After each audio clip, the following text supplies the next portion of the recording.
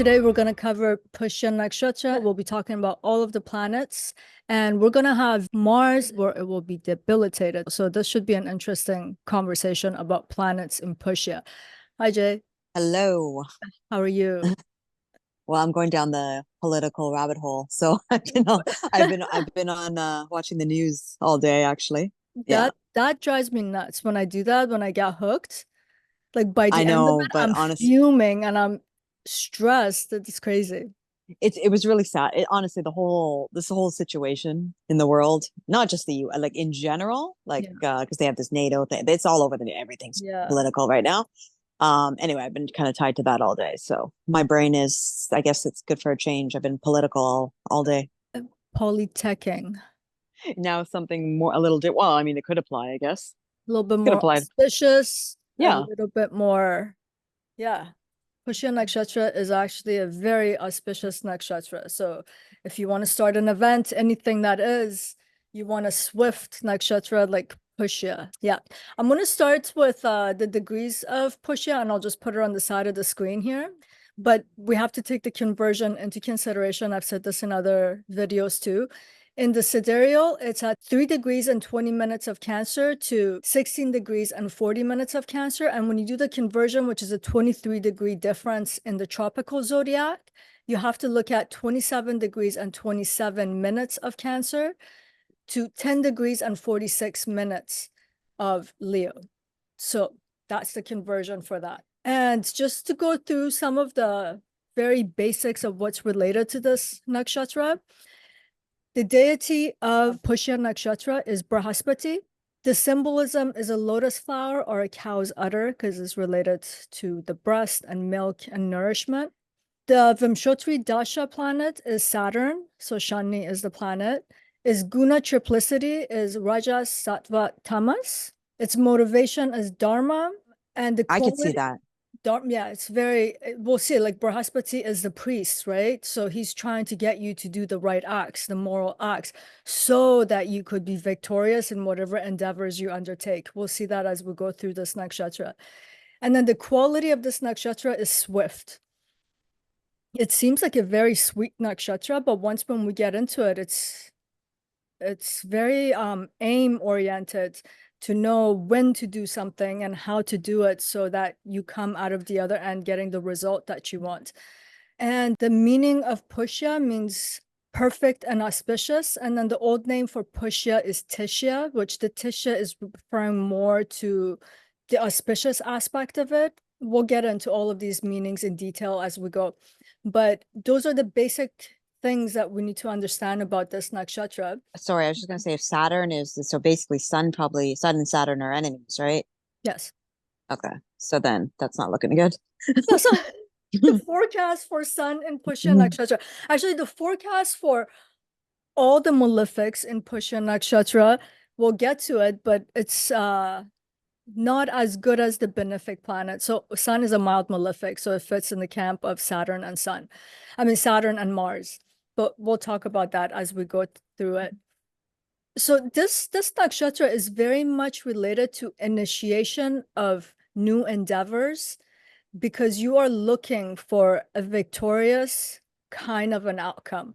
And if you think about it, the deity of this nakshatra is Brahaspati. Brahaspati is the best of the priests, and the priests are the mediators between the human and gods. And he is the god of wisdom and knowledge. So if you need a guru, if you need a sense of direction, if you need connection to the divinity to initiate something, of course you will go to Brahaspati. So Brahaspati is Jupiter here. So we have this kind of a connection to Pushya. And this nakshatra is about getting the right kind of nourishment, getting the right kind of knowledge, the kind of advisor that you need to advise you on right things to attain success. So while this nakshatra, I was saying, it seems kind of sweet because it's related to the cow's udder and to the lotus flower and to breast and milk and nourishment. It has a swiftness into it. There's a sense of decisiveness in this nakshatra, which hopefully we'll get into all of that. Yeah, so Brahaspati, Jupiter or Guru, he's the master advisor. And someone who wants to start an endeavor, as I was just saying, needs the right advice to act swiftly and decisively and to do the right acts in order to be successful. And we find this dynamic in Taittiriya Brahmana Sutra, where they talk about Pushya Nakshatra. And the exact quote, I'll put it on the side here too, is that the success of master advisor needs tongues for aspirants. So those who aspire to do something needs a master advisor, and his tongue, the priest, he enunciates, he says the prayers to connect to the divine in order to establish that connection and what is needed for success to be the outcome. So I was saying earlier, the old name for this nakshatra is Tishya instead of Pushya. Why? It means, Tishya means the nourisher. So we get this like two different ways of thinking about this nakshatra, because we have Brahaspati where it's talking about that the advisor, the right actions, the right kind of discernment so you could do the right act. And then on the other hand, we have this idea of nourishment, femininity, and softness that comes into this nakshatra. And if you think about it, the advisor Brahaspati here, he is nurturing us with his wisdom, with the advice that he can give us, the communion that he can establish between us and the divine, so that we can go through our endeavors in life and be successful at it.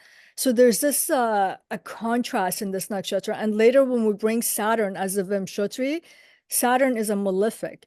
Suddenly Saturn's getting thrown in the mix of the decisive action and the moral action and the nourishment, and then there's this hardness that Saturn has. So we have to kind of unlock all of these components to Pushya Nakshatra to really understand what this nakshatra is trying to say, what it is as a field of interaction, and what kind of things are supported here and how. So those are the things that we have to talk about. And the word Pushya in itself has two primary meanings. So one of it is related to the lotus flower, and he's talking about the best part of a thing or the top part of a thing. And the lotus flower, I mean, all of the bottom part of it is hidden in the water. And then the flower, the lotus flower, is the top part, is the best part, is the most beautiful part. And it also means nourishments. And this is how something grows and blossoms, which again brings us back to that notion of the lotus, as well as the cow's udder, which gives milk and nourishment again. That's what the theme of this nakshatra and the word Pushya is. So there's a sense of motherly love and a devotional component to it, the way a mother is devoted to their children and nourishes them and grows them. So that comes in the nakshatra of Pushya. And then if you think about it again, we got to untangle some certain stuff here, because this nakshatra is very swift. So it wants to act decisively, quickly, and to get a certain kind of a result. But again, we got this nourishing aspect, which is actually indicating something about time, and letting something grow and develop is not something that happens like this, it takes a bit of a time. So like a flower, like the Yeah, lotus. like a flower, Yeah. like a lotus. Yeah. And the lotus has its timings, like within a 24 hours, it will close up and then it will open up again. When it is getting the kind of nourishment that it needs from its environment, it opens up. And when it's too hot, when it's too overwhelming, it closes itself up again, right? So this Pushya Nakshatra has this kind of a feel to it. The person needs to get the right nourishments to be able to flourish. When they don't, they actually kind of shrivel up and they're not auspicious and they're not prosperous anymore. So it's indicating this constant nourishment that the person must get in life to be prosperous and successful in life. And when they do, I mean, this is the most fortunate and prosperous nakshatra from all of them. Really? The most, yes. So this is when we start talking about having benefics in this nakshatra, is indicating that being fortunate and having auspicious things happen in life because of our growth and our nourishment. And then when we put malefics here, we'll see how it's hindering that process and how it's making life a little bit harder based on different kinds of planets. And then there's another name for Pushya, which is Sitya. And this means perfect. So, and if we think about it, if we nourish something, if we develop something, its growth and the outcome is more likely to be perfect than if we render something malnourished. It doesn't go through it comes out imperfect. So it's again implying that there is something that's feeding the person or an event in Pushya that allows it to flourish properly. This nourishment, the flow of nourishment in a very devotional manner has to be in this nakshatra. No matter what planet? Well, I mean, when you have Like benefic, obviously, like yeah. imagine you have the moon here, right? The moon Mm. inherently, it's the ultimate symbolism of nourishing, mothering, nurturing. So the person will consistently have that kind of a support in their life where they'll be able to go through the developmental process and take on their different endeavors and come out of the other end successfully. But when you have a planet like Saturn that tends to deny or withhold nourishment, there's going to be developmental periods where a person will struggle. Is it deny or is it more delay? I think we say Saturn delays, honestly, to kind of make ourselves feel better in a sense. I think because Saturn denies, we learn better ways. And we'll see how the malefics in this nakshatra can operate and kind of turn this whole thing on its head, because if they are resilient and enduring enough, they will find other ways to be able to compensate for this lack of nourishment, lack of proper advice. So they'll be able to do it, but it's going to take time. They're kind of like the late bloomers, people who have the right kind of nourishment from the get-go in life. They kind of blossom into themselves and their life and their independence and their success. You see it by the time they're in their mid-20s. And then there are certain other people, 40s, 50s, 60s. This is when you have a malefic there. Saturn is not Saturn that's ultimately giving it. But Saturn has made your skin so thick that what other people will crumble, like as a fraction of that circumstance, a person who's dealing with these kinds of malefics like Saturn and Mars, over time, they have such resiliency that where other people break, they're still thriving. So Saturn will never change its nature. This is what I don't understand when people talk about astrology. Saturn's nature and Saturn's job is to do Saturn things. However, there are some mantras related to Saturn where it's making the analogy of Saturn as river waters that wants to flow. So it's, and to me, the way that I interpret that is that if we have a malefic in a place like Pushya, we want to flow like the river water. We want to keep moving through life, but there's always these weird hindrances. And then we learn. Our lessons tend to be malefic rather than benefic. I've talked about this in other videos, in other discussions. Like for me personally, I do have two malefics in Pushya. I have the great malefic Mars and I have the lesser malefic Saturn. And the way that I express this, I wasn't talking about Pushya, but just about the nature of these malefics in my own life, is that I have learned most of my life lessons, not because I got great advice from a great coach or someone who directed me in life. My lessons came to me in a malefic way. It created hardships where from those hardships and those setbacks, I had to learn something. And Okay. after learning it, now having lived for a minute, relative to my peers, I see a sense of resiliency now that I see other people struggle with it a bit more, right? So that's why it seems that Saturn will ultimately give, but it's giving you your own agency over time because you just understand your own will and how far you can go. Yeah. I mean, that's what I've always thought of Saturn. It's kind of like when people fear Saturn, it's Yeah. almost like just you're going through the waves or the motions, but Yeah. at the end, you're gonna get out on top, hopefully, Mhm. right? In the logical sense, it's not gonna give it to you as easy as a moon, Yeah. but through your experience or hardship of Yes. Saturn or Mars, I guess, Yeah. you're gonna get the same end result. It's just you have to work harder, go through more for it, Yeah. learn more for it, or you know. Yes. This Western philosopher, he's one of my favorite philosophers, Friedrich Nietzsche. He has a phrase, what does not kill me makes me stronger. Oh So yeah. it kind of applies to this concept right here, right now. And like when you think about even like getting a little bit off topic, but just to talk about the malefic nature of things, when you think about an athlete, which it's symbolically represented by Mars, I mean, their entire life is a series of drills of pain. But what is that practice when they go to practice every day and they're going through that physical harshness every day? It's prepping them for the most intense time where most people would break. They stand and they come out of it triumphantly, but they have to go through that pain every day. Whereas the next person who prefers the couch, if they're put in that stadium and that kind of competitive nature with all those eyes, all that criticism, the prize on the line, they'll break in like a split second.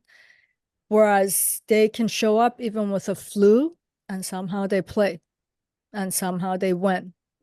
So Yeah. this is what the Malefics ultimately do in terms of how we see its results in a way that pays out at the end. But we have to bear through it. You can't let it lead to depression, to anxiety. Worst case scenario in life, it's things where people will even feel that they don't want to live. So Yeah. it has these feelings, but if we can overcome these in the long run of life, we'll learn how to nourish ourselves in a different way. It's So basically, success through hardship. pretty much, yeah, Just a harder side. lessons in life. Yeah. Is there okay? So a lot of these nakshatras we talked about a narrative. Is there like a narrative, a story behind it that people can? I'm sure there's many stories, but Yeah. I mean, with Brahaspati, there are plenty of stories, but the one that's I think it seems like our talk is going straight to the Malefics. And this story is very demonstrative of, let's say, the sun in as a mild malefic in Pushya. And a direct story with this is the narrative between Brahaspati and Indra. So Indra is the king of gods. Brahaspati is the guru to Indra. It's strictly the priest and the guru that keeps Indra in line and advises him. So Brahaspati goes one day to see Indra, and Indra is having, let's say, what we could call a party of some sort, a gathering. He's surrounded by different kinds of people in lap of luxury with his beautiful queen and indulging as Indra loves to indulge because Indra's known, for example, for loving soma, Mhm. intoxication. So as he walks in, Indra is so consumed with his own, let's call it the material indulgence of his surrounding and everything that's happening and how he's feeling himself that he doesn't even notice that Guru has walked in. And Brahaspati decides that Indra needs to learn a lesson. Like he is the king of gods. He can't do this. So he turns around and he leaves. And as soon as he leaves, Indra's like, oh my God, Guru was here. I didn't acknowledge him. He runs after him to go catch him. But Brahaspati's like, no, he has to actually learn this lesson. So he makes himself invisible and he refuses to go back to Indra. The Asuras get a whiff of this. They hear about it and they understand that Indra is now without an advisor and a guru. So they organize themselves and they attack the Devas. And they almost bring the Devas to the brink of defeat because Brahaspati would not go back to help Indra. And there's a whole story of how they had to get Brahaspati to go back to be Indra's guru. But this story is basically showing us if we are indulgent, if we have that sense of ego, if we are overtaken by the material and the luxurious and the external factors of life, we will act unwisely in life. And we need an advisor who can show us the right actions because this is the role of Brahaspati. I was saying that at the beginning of the video. The guru advises us on how to discern, because Guru is full of knowledge, is full of wisdom. He's expansive, and by the virtue of having these qualities, he can transmit that to us, so we get the power of discernment. And if we can discern, then we know how to act right. And then right action and wrong action, moral and immoral actions are not always that clear cut. The truth and what's not the truth requires wisdom. So this advisor, Indra, needs Guru Brihaspati to be able to do this. So when Brihaspati denies him of this, he can't be that decisive warrior king that he is, to be able to keep his domain, because Indra is at an eternal war with the Asuras. At every drop of a dime, they're attacking whenever they can. So the sun, when we think about the significations of the sun represents the soul consciousness, self identity, our sense of I, self-concept, ego, right? And our ego is always we need the ego. I always say this in all the videos. We cannot undermine the ego, because the ego is telling us something about our self-concept and how we represent ourselves in the world based on this is who I am, this is what I need, so that we create an identification marker in the world so other people can identify us. So the ego is necessary in that way, but the ego is kind of dumb in that way too, because our self-concept and how we think of ourselves and who and what we think we are is not necessarily who the soul and the consciousness is. Our ego identity is often constructed by the ways we've been nourished, right? So when you put the sun here, there could have been a lack of nourishment in the terms of having a kind of a self-development that doesn't rely on the ego to navigate itself in the world. The sun represents authority and like an iron fist. That's not the definition of nourishing either, So this is when the sun comes in here, and this story with Indra is a good representation of this, when it's like having that dynamic of the sun as ego and the sun as authority that's overwhelming, playing itself out with Brihaspati, or we could say in the nakshatra of Pushya in the sense. So basically, that's when the sun goes through, your ego is too much. Like it's basically like your story. You're just so consumed with ego and all these things. It could be. Why is your voice sounds very far away? I don't know why. From the beginning or just now? No, just now. I don't know what happened. Sounds like. Is it better? Yeah. Okay, I don't know. Could Sorry, be my headphones. Go ahead. No, so basically, based on the story you were just telling, Indra obviously was consumed with, not, ego. Himself. Yeah, and himself, luxury, yeah. His current situation, rather than understanding the bigger picture. Yeah. So a sun there, when you say it's a slighter malefic, right? Or what was the word you used? Mild malefic. A mild malefic. Why? Like, yes, obviously it's not Mars or Saturn, but it is considered a malefic. Is it just an easier malefic to deal with? Look, sun, it's in its nature is considered sattvic. Sun in itself and by itself doesn't have significations like severing, cutting, pain, punishment, denying, disease, like Saturn, old age, like these are Mars and Saturn signification. Sun represents leadership, self-confidence, career, visibility. These are not bad things in themselves, but the sun is very overwhelming. We talked about that in the Ashwini video, where that was a casual thumbs up. The sun was so overwhelming in his brilliance, his power in terms of his heat and light, that even his own wife had to kind of escape for a bit just to be able to survive that kind of an intensity. So the sun brings a kind of an intensity that burns the signification of whatever that it's sitting in. So even in the natural zodiac, let's say Leo falls in the 5th house and sun is a natural ruler. When the sun is in the 5th house, it burns the significations of the 5th house, which is about romance and love in a softer way in terms of expressing it, and children, you know? So even in the nakshatra of Pushya too, we're talking about mother's nurturance. It's not the father. The father is supposed to just tell you how things ought to be, whereas a mother goes through it with you symbolically in a terms of an archetypal kind of an explanation. She's supposed to take you through a process of bit by bit you learn and go through your developmental phase. There's a kind of a patience that comes with a mother. With a father, this doesn't happen. And one of the things that all the malefics do in this nakshatra, for example, they create a concept of a skeptical nature. You know, you can't necessarily, you're taught not to trust other people's words and advice. You become a skeptic in that sense. And you need an advisor at some points. And then the sun gives the person the feeling, I know best. I am the advisor. So who's going to advise that person now?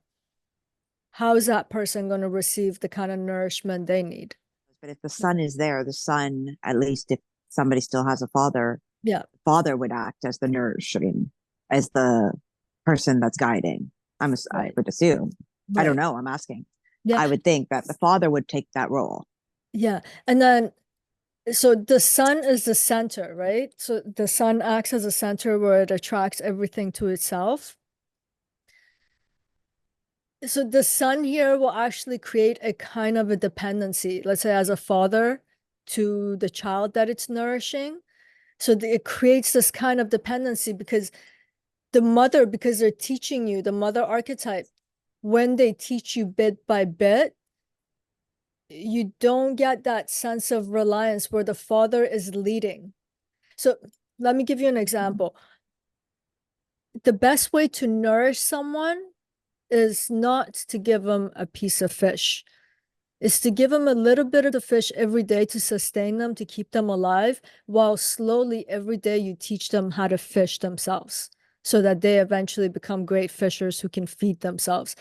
When you put malefics here, like the sun, who represents the father and who represents that center, it might not give the person the tools that they need to be able to fish themselves one day. This is why malefics in this nakshatra makes people late bloomers, because later they have to figure out, how do I do that for myself? Mars and Saturn will bring this quality too. So basically, if it's the sun, the sun basically gave the child everything, and now they don't know how to swim. So it's like a spoiled child or something, for example, like in a stereotypical way. It's like a spoiled child, but they were just given everything that they wanted. I wouldn't call it a spoiled child. Let's say I have a mother who does not teach me the increments of learning a language, but then there's that expectation that I should construct full sentences and articulate myself. I'm always going to be a little bit anxious. I'm always going to have an imposter syndrome, for example. I'm going to be grappling with some weird stuff. The father will have these lofty expectations. The son is the father, right? Without having the patience to give you those little increments over time for you to put two and two together to know how to construct a sentence. They're already giving it to you like a formula. Here, take it, eat it. This is it. This is how you're supposed to do it. This is what it is. So then the person has to later in life work in inverse to figure out, well, why was it supposed to be like this? Because it's actually not working when I try to apply it. Do you know what I mean? Yeah. The malefics have a weird way of not allowing us to understand why something's unfolding. It's just, when it does, it's just bad and it's just overwhelming. So then during the transit, obviously it depends where in your chart it's transiting. Yeah. But like the current transit, is it just people are just going to be overwhelmed with assuming that they are supposed to be doing things or knowing things? You know, one of the things that the malefics will do, and I was saying that, it creates skepticism in advisors and teachers and anyone who tries to give someone an advice, because they just feel like they know best.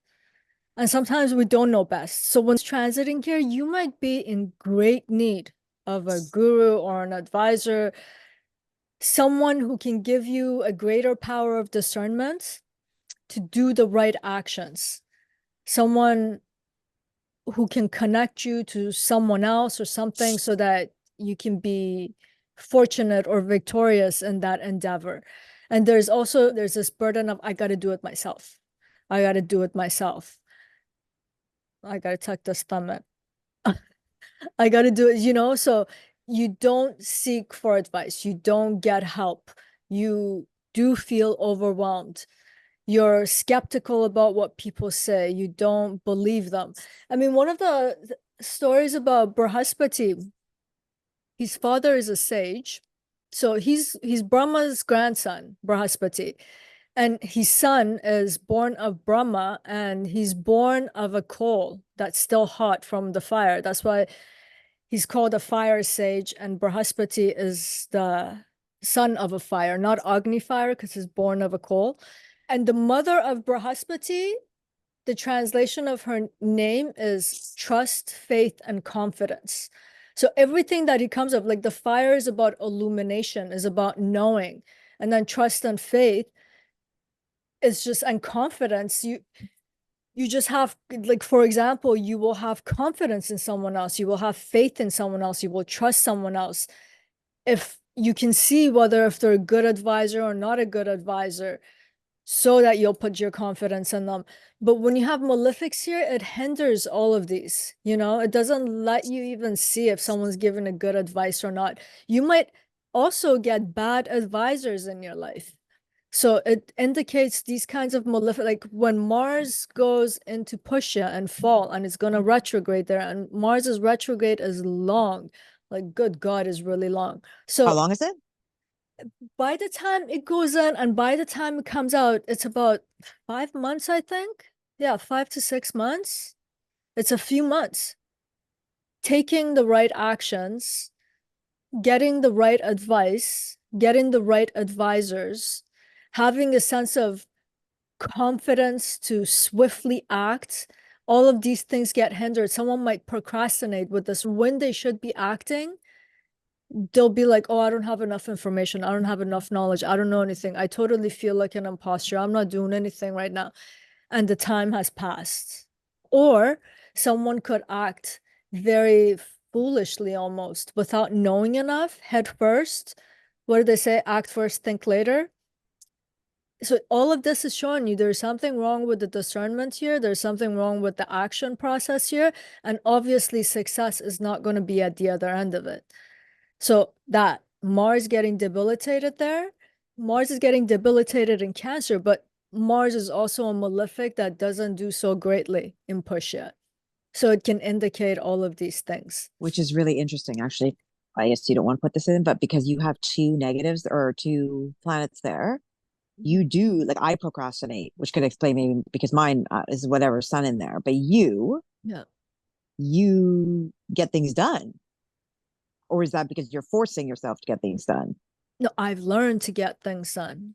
When I think back at, actually, okay, so with my two malefics in Pushya, I have a story, and I never understood what this thing was about till I actually started learning about the nakshatras. And I was like, damn, that's crazy. I don't know, what do teenagers usually fantasize about? Like in general. Like boys, girls, new clothes. Okay. Yeah. So I used to go to bed every night from about the age of 13 to 16, and I used to cry. And what cry is that I would lay in my bed and I would think I was sitting on a park bench, and then a very wise old person would sit beside me and would tell me what the secrets of living a better life would be. Like this really was, at that age? Yo, this was such a weird thing in my life. And then I remember around the age I wanted to know how to fix my own life. I was a very goal-oriented person. Like I was doing martial arts, all of this, and I wanted to, but I always felt like I was procrastinating. I wasn't doing enough. I wasn't good enough, this and that. Shout So I out wanted KB1. to, huh? Shout out KB1. Oh no, at that point, shout out Cowleys. That's where I Okay. used to go, Taekwondo. And Okay. then I had this other set of things from a very young age. Like I wanted to know how the universe worked. If the Earth is on the solar system's in this galaxy, and if the galaxy's in the universe, then where's the, like these questions used to bother me. And I At a wanted young this, age? that started around like 7, right? Oh, But wow. by the time I was around 13, I really well, obviously I wanted a guru, but I didn't know what that was. I would just visualize this person as a old person who would just advise me on how to be a better human being and what do all these things mean? Just give me the answer. And then this is something else that Mars and Saturn will do in Pushya. They make great and excellent researchers, excellent researchers. And I remember at the age of 16, I was like, I give up. I was like, this is never going to happen. And I have to figure out how to fix my own life. And I have to figure out the answer to these things. And that's where I started taking writing seriously. And I've become basically a researcher and a writer my entire life. Because you lack that guru, because you lack that Brahaspati figure, you still have to figure things out to survive life and your own mind and your own circumstances. So malefics will do this. They will bring a sense of self-sufficiency eventually into this nakshatra. And with Mars and Saturn, Mars will have that focus and that passion to just penetrate and go deep into a topic. And Saturn has that endurance that can sustain it year in and year out for decades. So at the end, like you said, Saturn is a giver, all that hardship will eventually add up to something. So this is like one of the benefits of having, let's say, Mars and Saturn in this nakshatra. It'll make you a seeker, it'll make you a researcher because you don't have good coaches and advisors and this and that consistently in your life to direct you. So you're going to have to figure out your own path. With the sun there, you're going to have to figure out who you are. That father figure as a guru did not give you your sense of personhood the way that you need to navigate through life, for example. There will come a time where you have to rebuild that identity. So So basically, you were like a limb of the father. yes. So who are you without the father? Who That are you on your own merit without his legacy, without doing what he's doing? I know 3 people who have sun in Pushya, and they spent probably the first half of their life trying to follow the father's footstep, only to come to realize that, wait a minute, I've learned something from this process and I have a way of doing things, and eventually they do their own thing. So yeah, you get malefics here, you get this kind of a feel happening in this nakshatra. And Mars will really illuminate what having a malefic in Pushya Nakshatra means when it goes into Pushya. It will be, yeah, this fall. And sign wise, it's also going through its debilitation. So yeah, it's really going to show us what it means to have a malefic here. at the end of the day, I mean, they call planets malefic, benefic, all this stuff, but isn't it also how you really work with it? Like you said, with Saturn or Mars, it's like lessons that you have to just go through or hardship you have to go through. But at the end, you kind of get through. So somebody might be handed something, you may not be. But at the end, you may have a better self success or than the other person. It's just you had to work harder for it. Yes. It's kind of like what you said with the athlete, right? Like you can choose to sit on a couch, but those athletes, I think it was Cristiano Ronaldo. I don't know. I saw an interview of his and he's like, people think I like going to the gym. They think I like eating clean. It's a lot of what people don't realize. It's a lot of dedication. It's a lot of work. It's Sacrifice. Yeah. yeah. He's like, I'm sacrificing my training. All like he was talking about his training and stuff. He's like, it's not that I like to go to the gym. It's not like I like to do these things, but you need to put that work in. Yeah. And also, some athletes, it comes to naturally, like a lot easier. Some athletes have, with anything, not just athletics, like anything you do. Yeah. So malefics in a way, although it's there's hardship, but Mhm. when you can get through that other side, Yes. so it's almost how you're able to work with it. Yeah, with the Malefics, like the way you're explaining it right now, with time, if someone can out survive his hardships and is willing to go through that process, there is something on the other end. But this should also bring us to the benefic planets that are here. There is something extraordinarily beautiful about a person who comes across great coaches, advisors, teachers. The best lottery ticket a human being can ever win, the greatest prize, is to have two very loving, wise parents. There, nothing will top that off. I mean, if anyone wants the power of discernment to know what's right and wrong, to not procrastinate, and to move through life seamlessly and flawlessly, you need that at the beginning of life. Later in life, to encounter great teachers and coaches, and if you're religious priests, and these kinds of things will make life joyful. So you get to your destination through joy, even if it required you to sacrifice.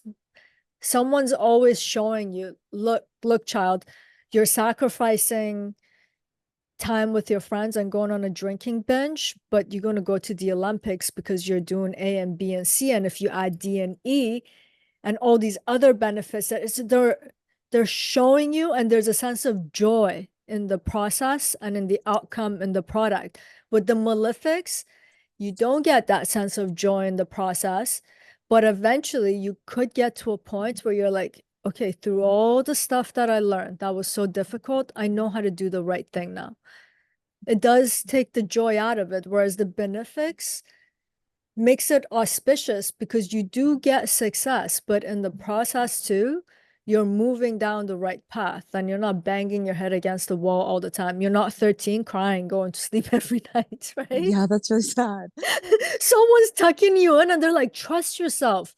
Like Brahaspati's mom, have confidence, have faith, you will be fine. But it's like no one was there to do that. No one was there to give advice when advice was greatly needed, right? So those kinds of things creates hardship in life. So when you have the moon here, especially if you have Jupiter here, because Jupiter is Brahaspati, right?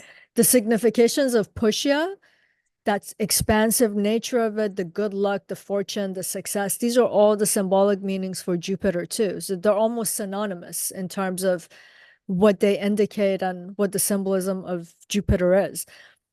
So Jupiter here, the great benefic, has brings this beautiful, auspicious quality to this nakshatra.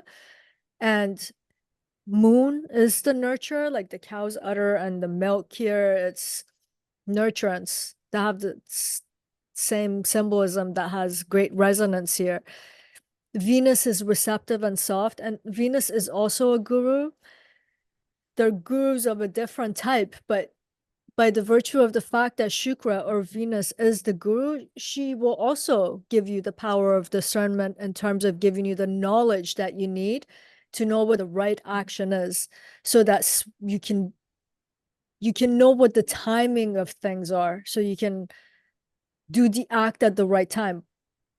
So Shukra, Venus has this quality. And sometimes we need advice, like the way Brahaspati is the priest, and the prayers that they do is in the words that they create that communion from the lower to the higher realm, and they connect you to the divine. So you get basically your moral order of how you ought to act from a higher realm. But Shukra can bring you the material means to be able to be auspicious.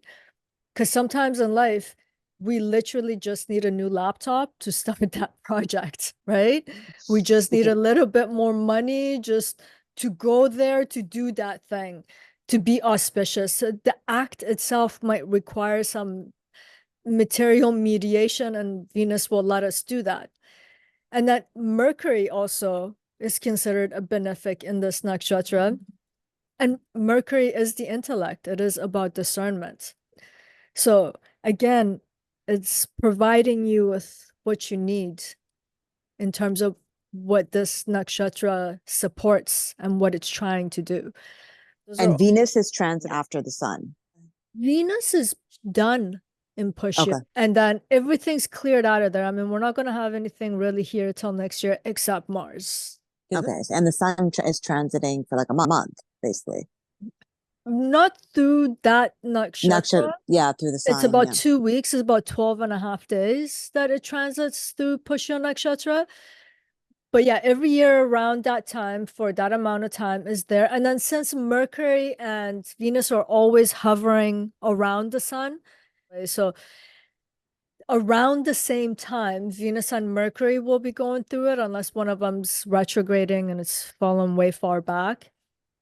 But Okay. yeah, generally those three planets will back to back hit Pushya Nakshatra. And then Mars will make its way to Pushya once every 2 years. And I have to check, but Mars has a cycle of retrogrades. So while it comes back to Pushya once every 2 years, through its cycles, it will retrograde and Pushya once in a blue moon. I will find the accurate numbers and I'll put it on the side here. Yeah, because it'll just be interesting because I know a lot, like I find it interesting when a lot of videos are like, think back to 2012 Yeah. or No, that's actually very important. Like I have a journal for transits because it really allows you to see patterns, especially if you do chart readings or do chart analysis. yeah. To get those patterns, you start to see like, oh my God, it's the same things. It's coming up. The theme is the same. It's just different people and at a different place, but it's the same family issues, is money stuff. Do you know what I mean? It's just keep coming up. You know, on a side note, you know what I was just thinking? Yeah.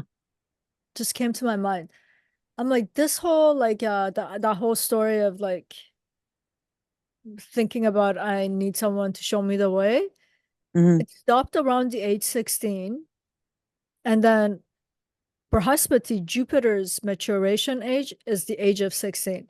So Oh, in some way, Pushya Nakshatra and his deity was triggering a solution, even though it was like, I'm not going to give you what you want, but I'll give you this other way. Now use your Saturn and Mars to research, to study, to learn. so you were doing all that like since then? Yeah. Yeah. But I remember that 3 years of life, like really wanting someone just to let me know. And then at the age of 16, I had this like very explicit feeling that my own life is an experiment. It's like a classroom and I need to research, I need to learn about things as much as possible. So I figure it out. And it's kind of funny, the age of 16 is when Jupiter Brahaspati matures. That's the maturing age of that planet. And then, but at this point, the fact that you kind of went through all that, don't you actually feel better than if it was just given to you? Again, talking using a Jupiter word, that's a positive way of thinking about it. But when I think back at so many of the struggles that were unnecessary, one of the things that in the Vedic tradition, the ultimate being, Brahman, the ultimate being's purpose is happiness, is not suffering. The suffering is for us human beings who are experiencing, and we only suffer when we're ignorant. So if you do have an advisor, if you do have a guru, if you have a Brahaspati figure in your life, let's say a nurturer in your life, you don't have to suffer. And I don't like to I used to do this a lot, glorify suffering because that's the nature of life, but the purpose of life, it is the human condition, but I feel that the purpose of life is to become wise, and to become wise is to no longer feel that malefic aspect of life, which is about suffering. And I feel that when you are fortunate enough to have wise people in life, it's a good thing. It's better than the malefic aspect because the purpose of life is to be joyful in this journey. One of the beauties of the Eastern philosophy, tradition, and religion in the Vedic text, because the ultimate being's purpose is happiness and not suffering. Whereas in the West, when we take Christianity and all the figures and the saints that come from it, they glorify suffering. No, I And God understand that. even wants you to suffer, right? So there's some But I'm just saints saying that are associated. you may get negative feedback on that. It's a No, I touchy don't mind subject saying for that. people. Really? That's Okay. okay. Because I mean, like if we look at Christianity, the prophet is on a cross suffering, and he's bearing the burden well, of yeah, he sacrificed humankind. for human sins. Yeah. Yes. So I personally feel that if today, let's say I am ignorant about a subject, I don't know how to act, I don't know what the moral or the right or the upright thing to do when I'm ignorant, I rather have a wise person like Brahaspati to come and to sit me down and be like, child, these are the errors of your way. This is what you need to do. This is how you need to connect to a higher purpose, a higher being. And then I do that, and I don't harm other people and I don't harm my own life, compared to let me just make an F out of my life and possibly other people's lives just to figure out the way. Let me suffer and other people suffer, because that's just the nature of life anyway, you know? Oh my God, I just thought about it. In all honesty, you gave me advice. I didn't even really ask for the advice. So maybe subconsciously I was needing the advice. Yeah, I guess. Yeah. I mean, these kinds of, like today too, for me, my mom called me and out of nowhere, she's giving me a motivational speech because I was telling her how something was so hard. And she's like, don't you know that you are a strong person and you can push? I'm Oh, like, what? oh. Where is this coming from? Or why didn't this come like a few months back, right?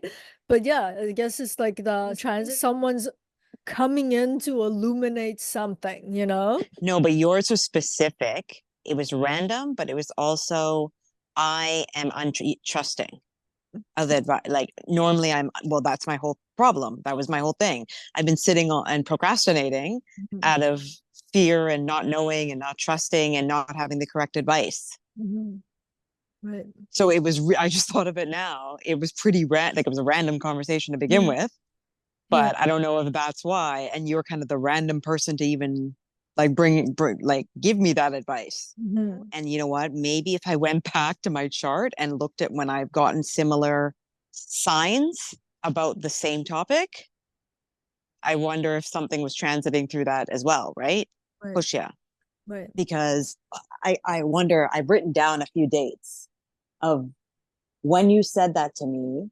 Normally, I would have been skeptical, Right. but the fact that nobody could have known that I was going through a situation like that Okay. and the specifics of the situation I was going through, I normally am very skeptical of anything. I always redo my own thing, even if, like, say, it's a lawyer, Yeah. someone who's trained. Yeah. I will go do my own research, study the law book. If it's a doctor, I will go Google and read the medical journal. Done and push you. Yeah. It's crazy because exactly what you had advised me on Yeah. is something that I've been sitting on for almost 2 years. Right. Like the exact word, like it, and basically, I have part of my issue Mhm. is that I haven't had anyone. I'm scared because I don't have that advisor. Yes. And any normal advisor, like I said, even if it was a doctor or a lawyer, whoever, I wouldn't trust it. Right. But it was interesting that the day Yeah. that, like, for no reason, there was no reason. It's not like I asked you. It's not Yes. like I wasn't going to tell you that or anything about the issue. It was unsolicited advice. Yeah, but that's why it was weird. There's nobody who knows about that. Right. Like, actually, there's nobody that knows about that. Right. So it was, that's why I was wondering, like, now that we're talking about this, Yeah. Pushya, I Push was you. like, is that why you were sent, like, to give me it? I don't know. It's weird, which is why I feel comfortable with your advice. Yeah, you feel comfortable. It resonated. Actually, Pushya has a lot to do with timing, right? So if you want to start something, if you want to start an endeavor, Pushya is a very good nakshatra to start it in. It's the most auspicious, right? So whatever advice that you were supposed to get, whatever it is that I said to you that made sense to you, it was its timing. There was also receptivity in you to be like, okay, this actually makes sense. This makes sense. Yeah, but it was really random that Yeah, it was somebody came to random. advise me. You know, a lot of time people do, that's what astrology originally was about, reading time to understand in nature and the universe and the cosmos what time it is so that the right action and the right proceeding could start. And Pusha is actually one of the nakshatras that is about this, right? Sometimes we might get an astrologer, sorry, to cast a chart to tell us what the right timing is, but sometimes in life, the right timing also unfolds itself without us even trying or knowing. Like we might start a project, we might try to start a project 100 times and we fail. But we start a project on a specific time, and 10 years later, it's still auspicious and it's still going because of its initiation points, right? So yeah, push sometimes, especially when there's a benefic transiting through it, is the right time for something. So it's like the right person, the right time, and the right ingredients intersect. Suddenly you have the initiation of the right action, the right advice. Yeah, it could happen that way for sure. Well, I mean, part of it was the advice, but it was also what was the word? Nourishing advice. Like it was like don't like kind of how you said, like a mother or Right. somebody usually tells you, "Oh yeah, you'll be okay." Right. So it was also it was an Yeah. unsolicited advice, like you said, randomly, Yeah. but it was advice that it's gonna be okay. You just have to do X, Y, and Z. Right. It's Which is very mm, pushy. Yeah. yeah, but the whole procrastination thing, I can say having Mhm. um the planet there or sun there or whatever, Yeah. that has been the story of my life. Yeah. I struggle with that a lot in my, and I still with certain things I do. Like I literally feel like I don't know enough. I haven't done enough. Like doing these nakshatras, for crying out loud. People study them for a month and they feel like they're at liberty to say it. For me, it's been like over 10 years. And I still, you see how I prep, like the outlines that I sent, this is just like, Yeah. um, I just got, the procrastination has now turned into over preparation, and that's not necessarily a good thing because that's Well, yeah, because you also get a setback. overwhelmed. Exactly, right? So yeah, I'm still like you're saying, you still procrastinate. I'm still trying to learn the art of, dude, just do whatever with whatever it is. Stop over preparing for everything. That's a form of procrastination too. Like Well, throughout that's what I'm doing. university, yeah, I was like going getting my grad degree, and I had still complete imposter syndrome. Yeah. And these are like crazy stuff, and it's coming from this field of interaction. Yeah, Yeah. because I have a concept exactly what you said. I am like reading all these papers that I probably don't need to Mhm. read because Yeah. I'm thinking, oh, I need to prepare for this. I need to prepare all this others when it could just be as simple as find just the one item you need. Yeah, literally. But I've like over preparing Yeah. because Oh, like yeah, people do re that too. Yeah. yeah, I'm telling you, either or I just avoid it. Yeah. So technically, it's not like we're procrastinating by doing nothing, but we're just over preparing, overdoing something. So we're missing the timing because Pushya has so much to do with that. It's like the right time, the priest is letting you when is the right time, what is the right action. This is the performance and the articulation of it. Just do it so that you get a successful outcome. So we're spending all our time over preparing. This is what happens with a Malefic nakshatra in this nakshatra. And then you miss the timings of things. Yeah, when you can actually relate it to your real life Yeah. and see, because yeah, like this is actually like really crazy. Yeah. So if you see it, but like we were talking about maybe something else, and it didn't apply to me, or nothing Yeah. really happened to me. Yeah. But I'm sure a lot of people, if they really listen to your explanation, like today, it was basically because of your explanation that Yeah. it even came to my mind that, oh my God, is that not basically what happened the other night? Yeah. Kind of And cool you brought it up because I didn't notice till now. yep, neither did I. But that's what I'm Yeah. saying. The only reason I noticed is through your explanation. Otherwise, I wouldn't have noticed either. That's how Anyway, ignorant we are, man. We'll go through life and like all these things are happening.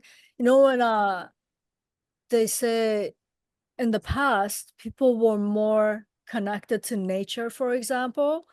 yeah, So you see, when you're not so consumed by the clock time and like the schedule time that we have and all this, the way that we do things today, you would notice these things right off the bat. That's why people used to notice omens and signs, and now we do it anyway, but we don't even notice it. We needed to have another like hour and something conversation to realize how the nature and the cosmos was creating a timing of something.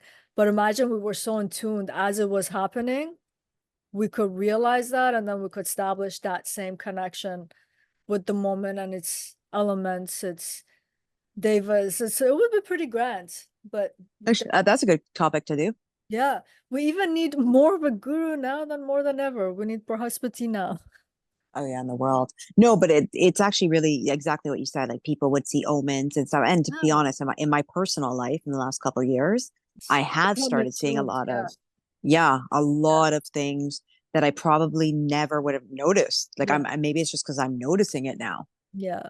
I never even noticed them before, but I've Yeah. seen a lot of symbolism or signs or But you have gotten out of the daily rat race of life too, because you're meditating, you're doing all the things that you're yeah, I doing. started yoga Yeah, you don't mind again. Yeah. spending time by yourself and being quiet. So you're starting to reconnect with the cosmic time rather than the crazy human event time. Because I bet you when you were, like, for example, watching the news, when I watch the news, I become so unaware of my environment, for example.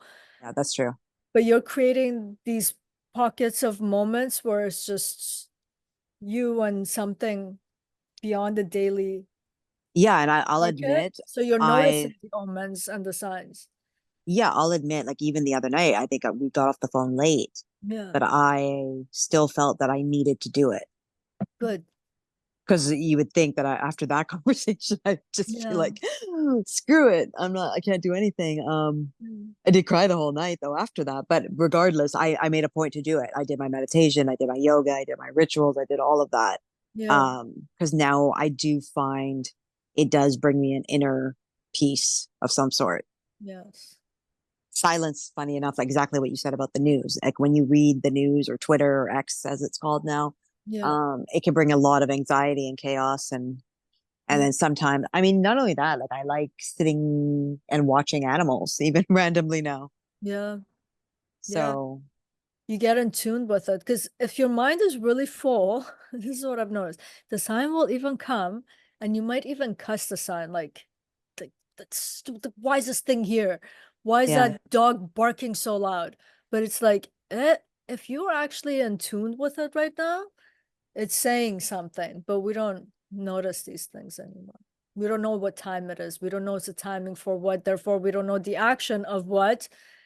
Therefore, we don't succeed. And we're obsessed as a society with success, yeah, that's true. biggest scarcity. Yeah, no, So 100%.